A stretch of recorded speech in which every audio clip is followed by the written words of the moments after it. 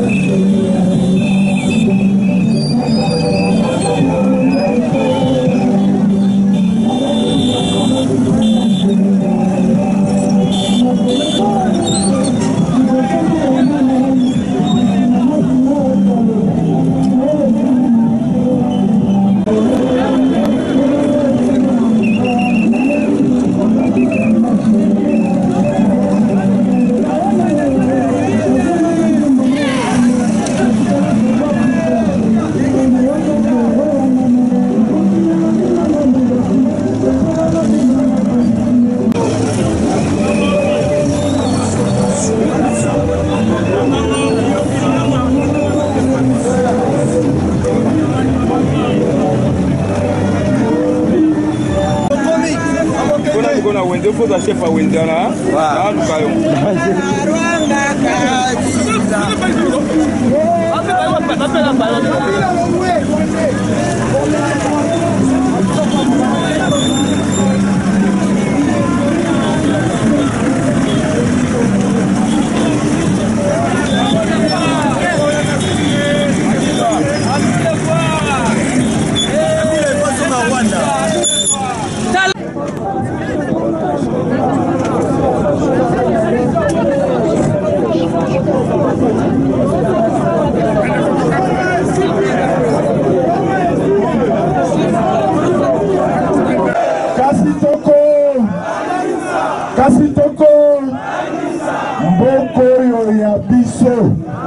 tozana mususu te oyo nde ya biso tokobanga mutu te tokotosa kaka nzambe eza boye te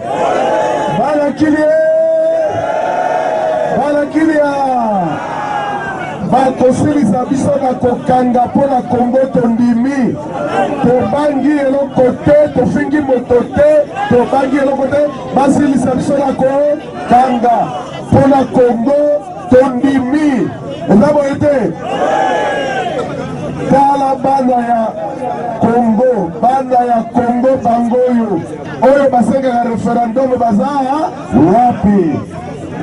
Oh peuple, quel peuple? Le peuple est ici. Peuple a boyi référendum.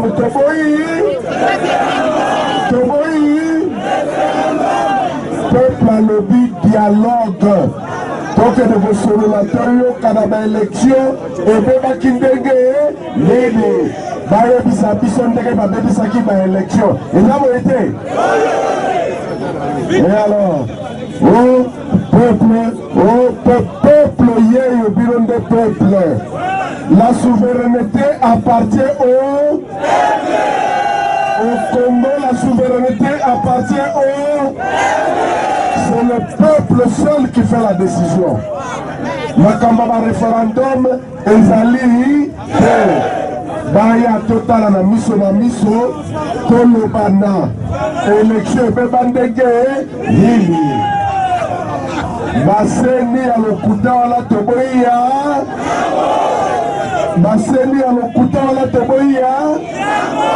Ça c'est la voix du peuple, l'expression du peuple. Tous la bakonzi bagoya koloba yango clairement. napesi maloba na tutu kapika boyebi ye tozana bayokanaka tala kaka yo moko bino bapangisango botala bino moko bakuye na badrapo elingi koloba ke bilaki kamia bango na lisanga na bango oyo basala likita mpona kobungisa peuple congolais mayele nde lelo tolakisi bango ke bilaki bango lelo bomoni totemi tozokende na esika ngo oyo ko batamboli mpona kolakisa kekambisika bila bilaki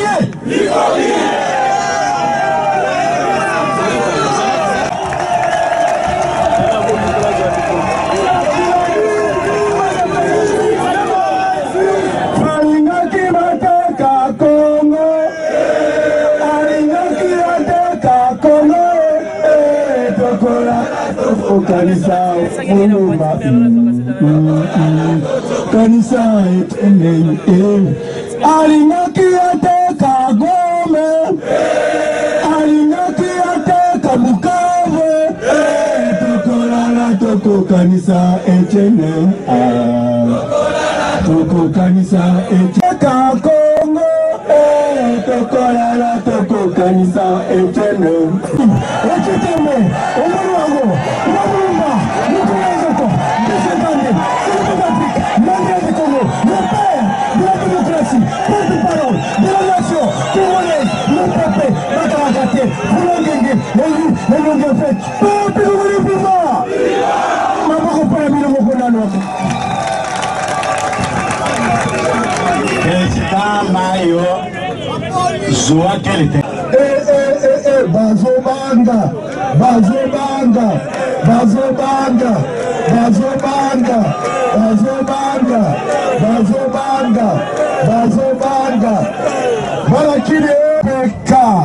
RNS MLC pe bazali bakoya tozosolola na bango biso nyonso tolobi tokutana liboke mutu moko tokosolola alors tolobi nini mwana mosusu na famille bakonzi bakomi tokotikela bakonzi bamatawa mpo babanda message na bango eza boye te bakonzi bakomi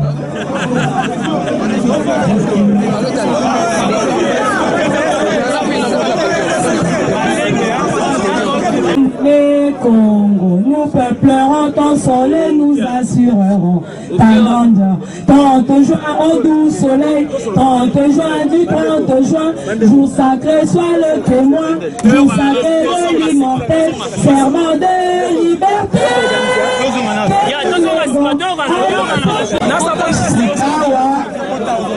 Tukoyoka message ya bandeko ya société civile lokola bazali neutre bango nde bakobanda iboso ya voix de sans voix naza na mama Léonie Kandolo tolakisi bilongi na biso mpona koyebisa bino ke biso bato ya société civile toyoki makambo ezoleka na mboka na biso likambo ya liboso eza révision constitutionnelle ya mibale baningo oyo bakangi baza na prison kuna mpe makambo mosusu bato oyo baza na prison il faut babima na prison po raison ata moko ezali te oyo bakangeli bango kobanda lelo boyebi msala ndenge nini azado asalaka boyebi yango toza nsima na bino tokozanga te soki toyokani makambo tokosala yango yango lelo bomoni biso awa totondi bino botondi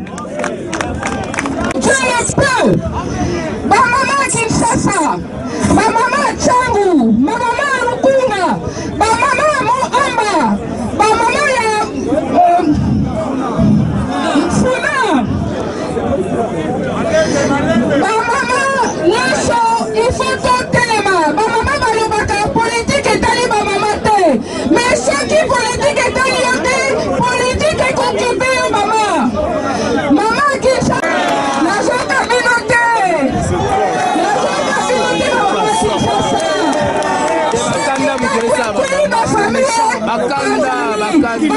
bana batelengani bato ya liboso bamonaka mpasi eza bamama yango bamama ifo botelema mpona article 220. Merci bamama ya Kinshasa. Nayambi makasi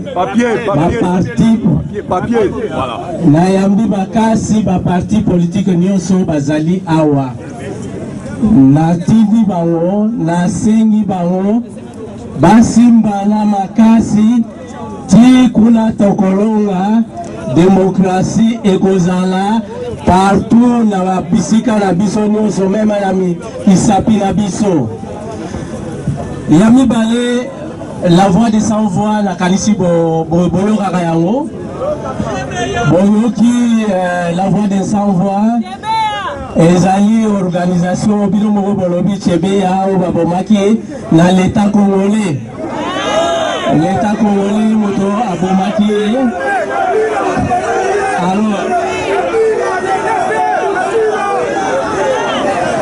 voix des sans-voix boyebi yango ezali organisation ya chebeya oyo l'état congolais abomaki na Fidel Bazana. Ok, lelo balingi te bakenda ba élection oyo biso tokoki kolongola bango po bato mosusu basali mbeba ya mingi. Et c'est comme ça balobi non il faut batikala wana alopo batikala biso tolobi tokoki kondima yango te bato bazoloba referotani yango na mukanda wana malenga. Donc yango tosengi mpona sukisa tolobi topare nzela totia mpenza totia bameme ebola na nzela moto aleka kote te constitution ezali te tozela biso nyonso koyamba mokonzi ndeko oyo azali komonda mpona mboka boyamba ye lisusu.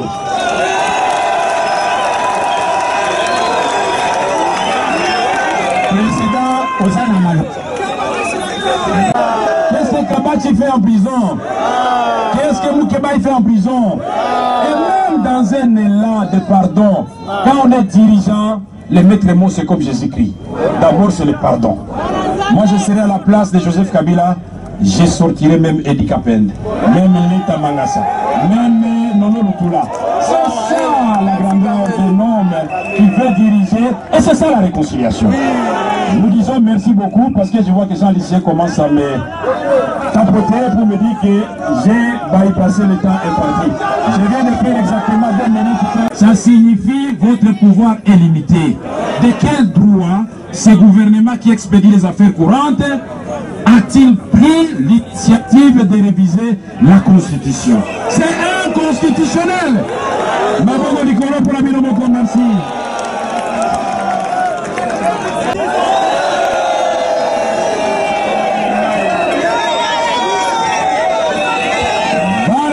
Ça tolobi boye tolobi na open beli liboso basimba constitution fo banya tabi ezali te ke no Kabila tolembi yo te alo Kabila tolembi alobi nini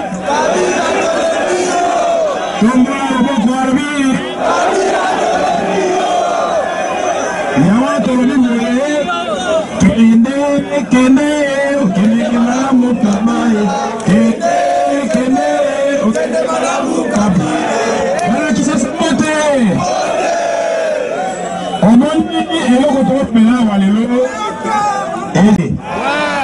CNDP tokosimba bandoki te kaka peuple oyo bandande to bandaki na njili ti akoyebisa bato ba matoi mangongi de façon pacifique parce que article 64 na constitution eza kopesa yo kinois eza kopesa yo congolais koloba non na moto alingi ko exercer pouvoir na ko violer constitution koloba mingi te yango tina tosalaki marche lelo baninga mususu bakozwa maluba barbe twamuka sai ah la la la la la la dietu tulibalesha ditunga dietu limatunga makwabo tulibabenga bantu badiba ambulisa ditunga lelwe badiri mwebile vongani Members, la Rotwambi, mais nous devons pouvoir. Nous devons sortir toute la constitution. Pour le pouvoir, Twambi, tout. Bampangi voté. Bampangi a Jean-Claude Fouet Kewapi. Bampangi Ramour Kewapi. Tu mets pour le changement à qui? Mettre ça à qui? Mettre ça à qui? Mais pour le changement à qui?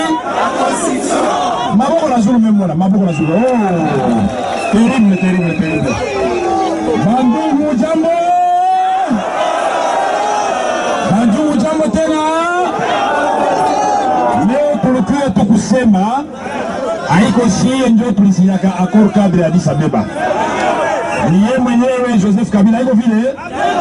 Tunamwambia mwenyewe a respecter ile accord. Na niye mwenyewe ndio aliambiaka batu na president wa Senat Kengo Wadonda alimukumbusha kama yeye kuma concertation yabo shia tukua kule aliambiaka moi Joseph Kabila je vais respecter la constitution et faire respecter la constitution. Alors quel conseil nous pouvons donner au président de la République? C'est de ne pas écouter tous les petits flatteurs autour de lui. C'est comme ça qu'on a endurci le cœur des pharaons. Qu'est-ce que Kabachi fait en prison? Qu'est-ce que Moukeba fait en prison? Et même dans un élan de pardon, quand on est dirigeant, les maîtres mots c'est comme Jésus-Christ. D'abord c'est le pardon. Moi je serai à la place de Joseph Kabila, je sortirai même Edi Kapend, même Neta Mangasa, même Nono Lutula. C'est ça la grandeur d'un homme qui veut diriger, et c'est ça la réconciliation. Nous disons merci beaucoup parce que je vois que Jean Lycée commence à me tapoter pour me dire que j'ai bypassé le temps imparti. Je viens de faire exactement 2 minutes. Ça signifie votre pouvoir est limité. De quel droit ce gouvernement qui expédie les affaires courantes a-t-il pris l'initiative de réviser la Constitution? C'est inconstitutionnel. Maboko Nikolo pour la Bilomoko, merci. Banavile ya Kinshasa, viva! Viva! Banavile ya Kinshasa, viva! Viva! Viva! Viva!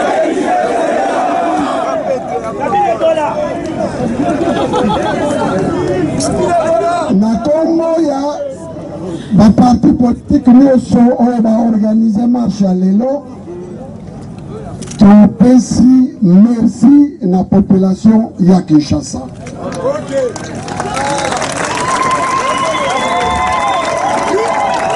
Topesi lisusu merci ya makasi na baninga na biso ya société civile oyo balandi biso. L'élection du 28 novembre 2011. Vous savez, le 26 novembre, il y a eu la violence à Kinshasa. Beaucoup de nos compatriotes ont été éventrés. Et le 28, l'élection s'est passée. Pendant que le peuple congolais attendait Etienne Tshisekedi président, la communauté internationale a montré une voie par laquelle Kabila devrait passer. Il a signé l'accord cadre d'Addis Abeba. Parce que le pays est en déséquilibre. Le Conseil de sécurité des Nations Unies a entériné cet accord par sa résolution 2098. Il est demandé dans cette résolution qu'un dialogue entre Congolais, entre toutes les parties, puisse être organisé. Au cours de ce dialogue, Les partis congolaises doivent elles-mêmes choisir ensemble la CENI qui va patronner les élections à venir. Nous avons toujours dit, on ne peut pas aller dans une compétition où l'adversaire choisit l'arbitre, ça ne se passe jamais comme ça. Chaque fois que nous allons aux élections, M. Kabila vient dire, moi je choisis l'arbitre. Banakim Oye! Bana Congo Oye! Olukaka Makambo! Olukaka Makambo! Banakim Tokolonga Tokolonga te! Banakim Tokolonga Tokolonga te! Kolongi déjà! Tokolonga te! Tokolonga te! Le changement, c'est maintenant. Le changement, c'est maintenant. Le changement, c'est maintenant. Le changement, c'est maintenant. Le changement, c'est maintenant. C'est maintenant. C'est maintenant. Maintenant, comment la violence surtout? Banaki nazana mingi to koloba, banana basiba lobi. Nazana mituna kotuna bino. Balo balete banatongo batombo maboko.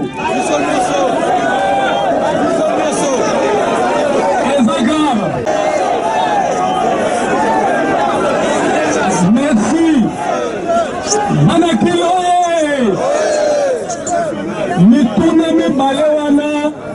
Et la kesi échec. Il y a pouvoir, il y a Kabila.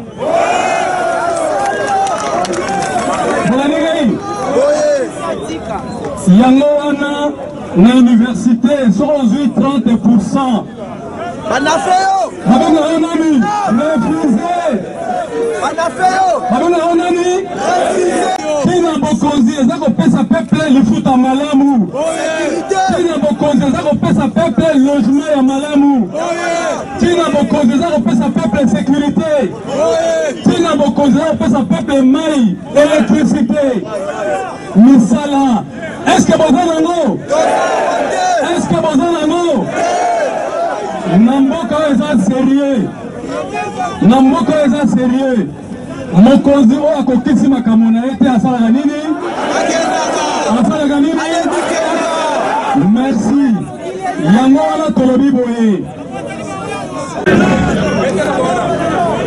Batata ba mama mbeto na beno banso. Batata ba mama mbote na beno banso nyonso. Ben Bozaba bet kuna na Congo central na ba Congo.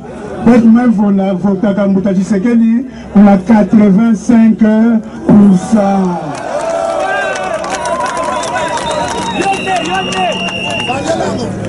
Mmetumbaka lumbu kaka Mbuta Tshisekedi yali lenda kufwa 20.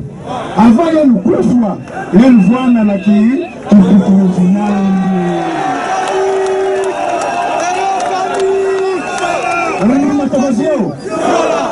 Matogosio Makwenda Makwisa Yabika Batata ba bandeko na landi bandeko na nga nyonso balobi awo nazaka na maloba misato ya mikuse soki bozala lingomba na bato bosigné ba papier te bovandi soki yo moni ke moyen continuer susu na mutu wana eza te na mwasi wana eza te na professeur wana eza te bakokanga yo tikala toza bato tozobelela libere nalobaka likambo moko banda kala bolimbisa nga pardon soki mutu alobi likambo malamu ata uti esika mabe il faut kosala nini le 12 décembre 2007 l'Assemblée nationale président Kamere président de l'Assemblée nationale tozalaki na témoin na député moko comme na Ekalala Chibangu grand avocat constitutionnaliste asengi va changer constitution. À ça, les millions de sortis à 330% de la signature. Président Kabila a nié Yemoko le 12 décembre 2007. Aïe, qu'on ne va voyer. Masako yoka batwaza qu'on ne va pas constitution. Constitution est sacrée. Tokotika, constitution et kokende. Nakosala, eloko mokote.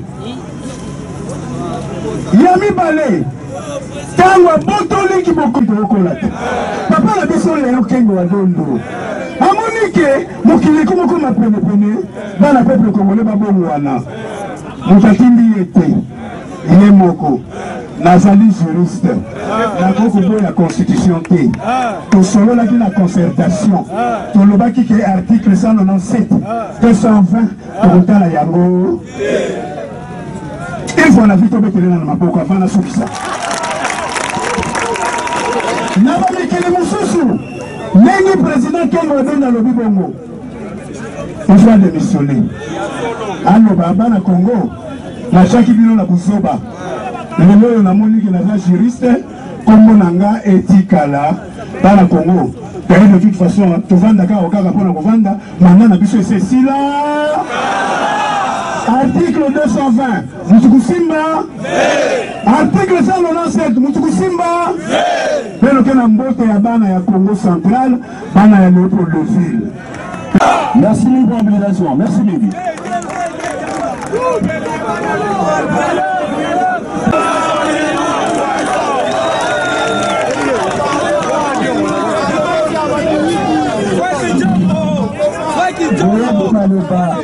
Soki na lobi na kokufa na lobi te na kokufa malamu na loba po na kokufa kaka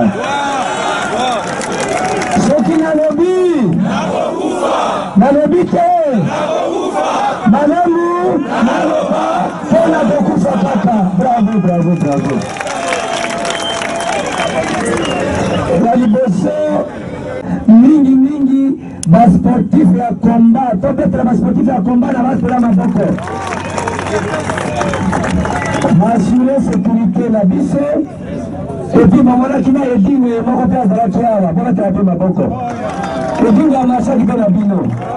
Mamona tupeye. Na yango. Makambo etali constitution.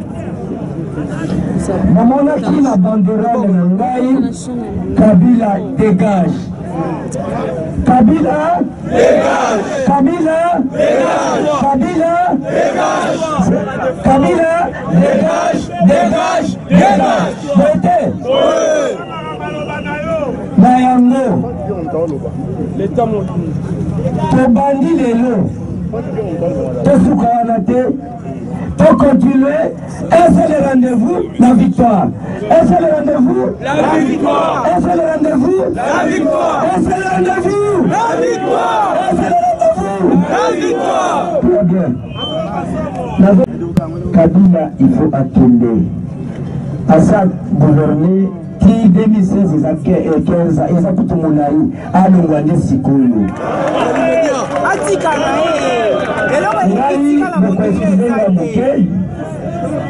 Ngai moyena dialogue na Kabila ezate il faut ndalongwata lelo.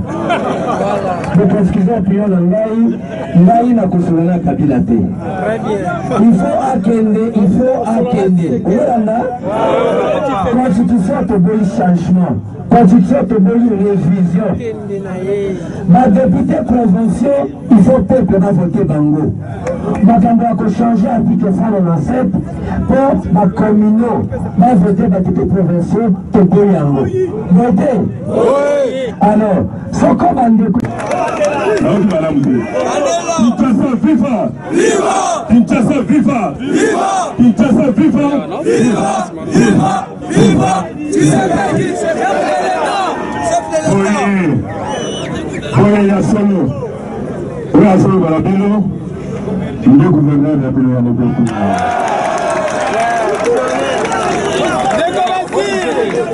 Nakosala Moulaïté. Nakosala Moukousse. Bama te bandi mususu bazana muteya koloba. Mais na ko bandela kaka essentiel pour ce bosanati. Yali boso ezali kotonda bande ko nyonso oyo bandimi ete ya solo tolongwa na Burundu na kati na mboka na biso.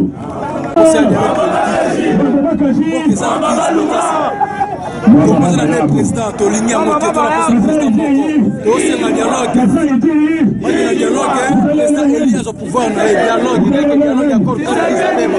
Même tu dis bien, bon, tu bien là, une révision constitutionnelle qui est qui est tout. Tu dis toi, moi, c'est. Lélo, il faut que la mouki tabac qui s'abeba. Tout la mena. Wani dialogue Jessica. Mokolompa apela na mkwasa. Kama tushikisha tunaambia na mkweo. Kishika dada mkunda katufanye. Kishika dada mkunda katufanye. Bana Lipopo, oye. Bana Leo, oye. Yaliboso to kumisi bino. Lokola potambo na biso elongo bolakisi te ya solo bozali sima ya balida ya opposition.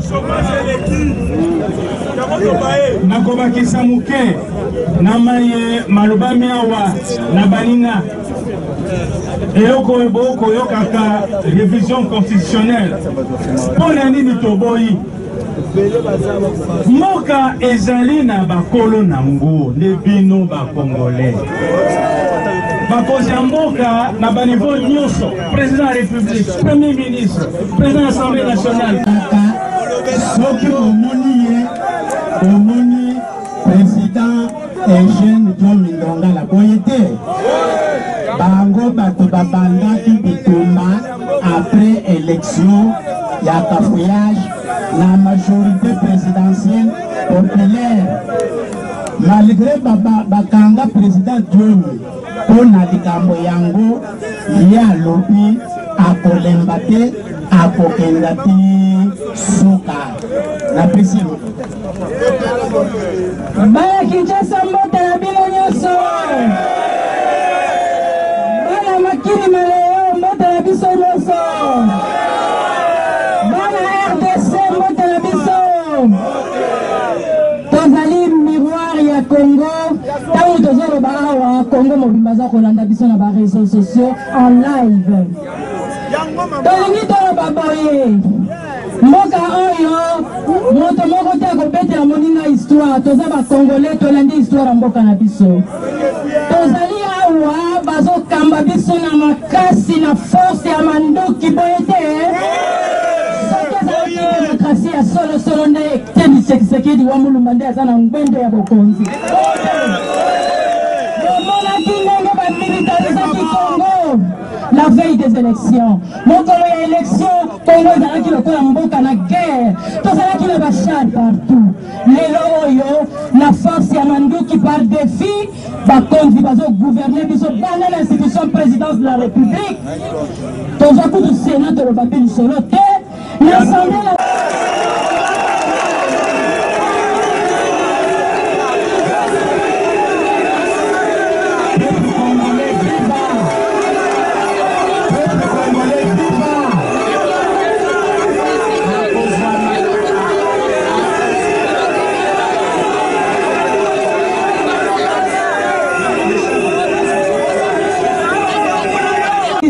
surtout mingi na ba sportif oyo na ba wewa ba encadrer biso pour cette manifestation na biso ezala réussite totale to pesi bino longonya makasi to sukisi wana tolobi constitution na biso ba kontouche yango te oyo akomeka kotambola likolo ya bipembe ya bakongolais po tozosinye bango kisuka oyo akotelemela congolais akotelemela constitution na biso akotelemela akokuta biso bakongolais akonyata nde bipembe na biso bakongolais po tokosinye bango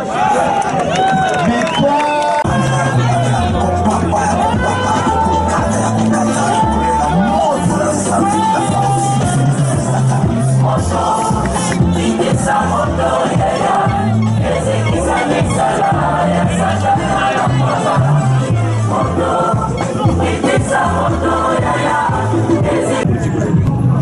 Il y avait aussi la société civile, connue, la voix des sans-voix, l'Azado, qui ne connaît pas l'élite.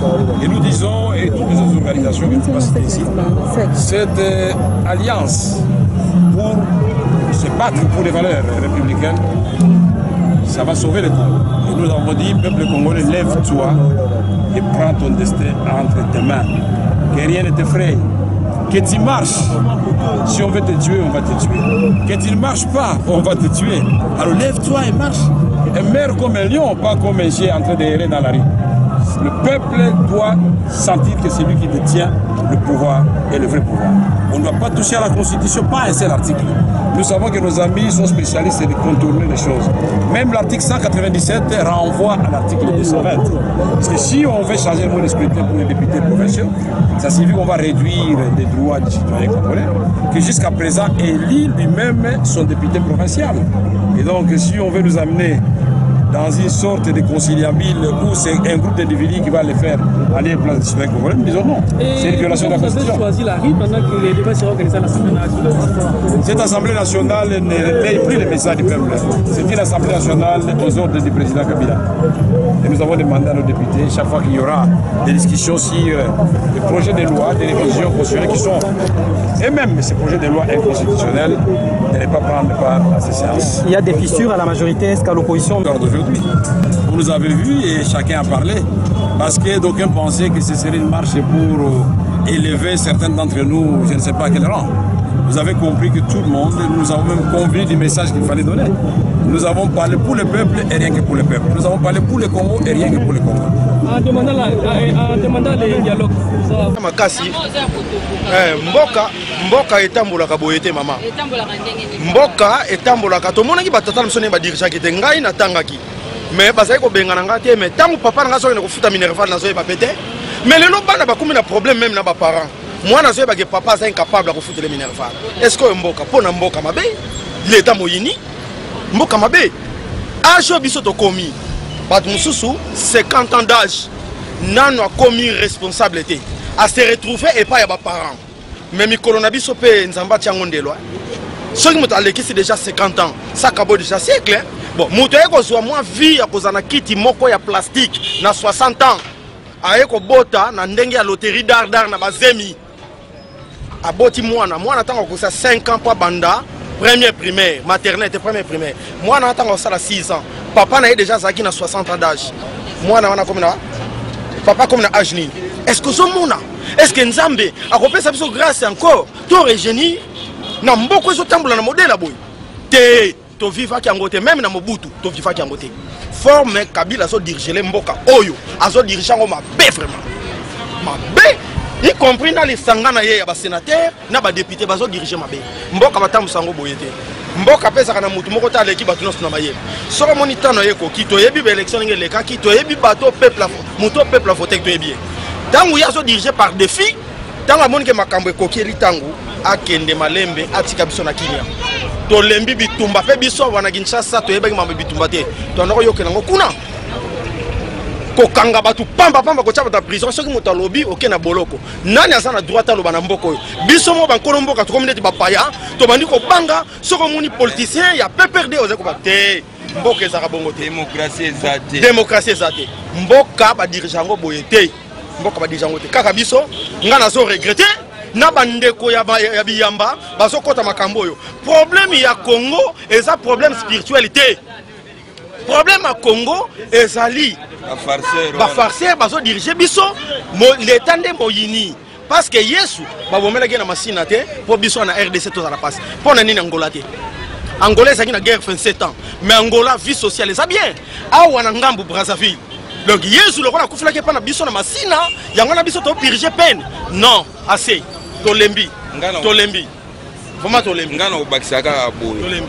J'ai beaucoup de respect envers le chef de l'État congolais.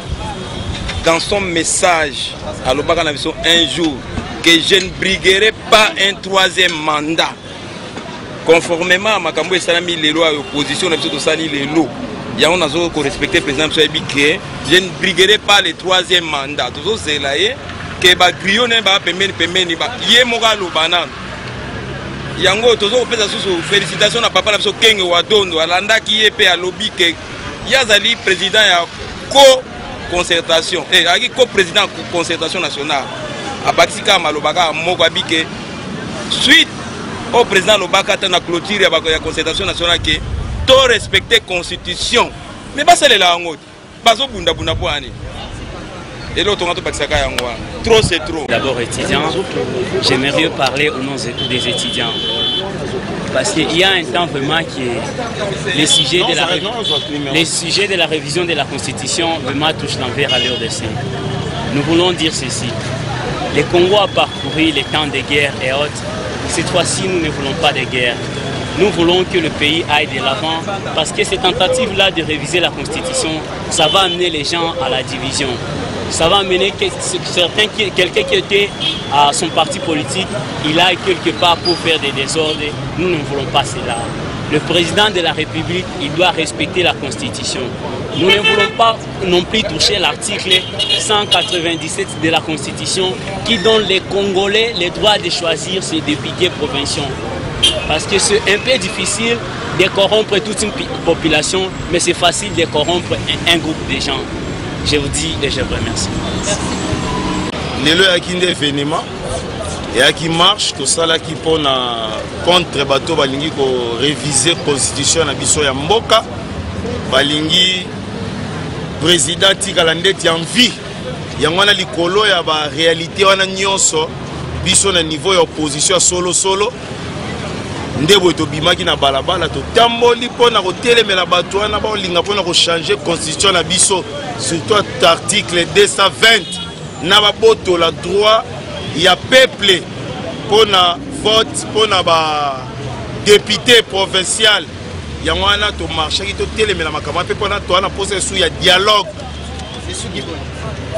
esuki malamu message na biso ekei tosali ndenge message oyo tolingai topase epase nasi bato ebele bakotala yango towana mposa changement na biso towana mposa ke esengeli tosala dialogue na dialogue wana lokola baélection elekaki bien te toyebi ke bafrodaki comme bafrodaki esengeli masolo eyeba kosalama bachange constitution te asilisi déjà sali déjà soki plus de 16 ans yango tokoma katikati ya Mobutu ka président Kabila akende comme ça makambo eko continuer pa ye moko ko bongisa mboka oyo kaka ye moko te batu pe oyo ya bakoki lokwa ne ba Vital Kamerhe batu belé ba Papa Etienne batu belé bazali o baza capable de continuer ko yeba okamba mboka na biso. Mais la moni turo bokuna ndeti boza moko na mo ba opposition nyonso moko par rapport ndenge boza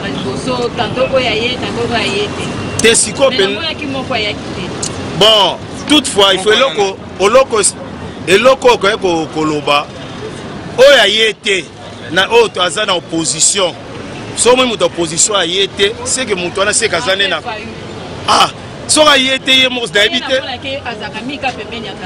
oui biso pe tokamwe pe ndenge to bon biso pe tozo mituna esenge tam suso luko mona yo biseke non voilà Martin Faulu pona nini baninga batelemi po ba sala mwakambo toza ko sala yo absence na yo omona nité donc comme des suspect nde loko biso tokamwe pona ye bato nyonso ba mona nité. Enfin moi je peux ajouter si ajouter ngai ongana ko ikolo ba que le président Kabila c'est notre président, nous l'aimons, il a déjà travaillé.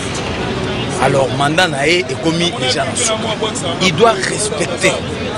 Nous ne voulons pas désordre et salamate. Nous l'aimons. Nasuka a respecté kaka akende bonnement. Et ça y était mutu. Donc yende mutu. Azana maele koleka batu nous sauter. Il y a d'autres aussi qui pensent plus que nous. Alors nous les demandons en tant qu'humain, en tant que président. Donc on a eu garant et la constitution à respecter. Donc à la fin, qu'il part. C'est ce que moi je veux dire.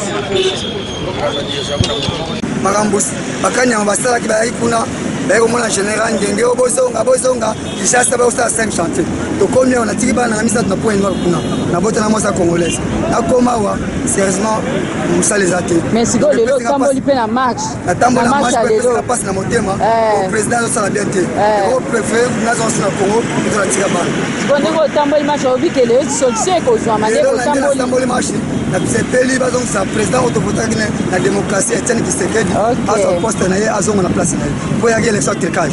OK, kitoko papa. Maman, on a besoin de changement à Bokilo. On a pour bateau.